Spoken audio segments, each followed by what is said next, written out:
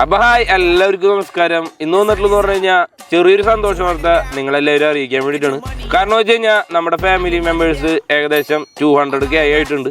അതേപോലെ തന്നെ നമ്മുടെ ഈ ഒരു ഓമിനി എന്ന് പറഞ്ഞത് ഏകദേശം 80% വർക്ക് കാര്യങ്ങളൊക്കെ കഴിഞ്ഞിട്ടുണ്ട്. ഇതിൻ്റെ കൂടുതൽ അപ്ഡേഷൻസ് കാര്യങ്ങളൊക്കെ ഇനിയും വരുന്നതായിരിക്കും.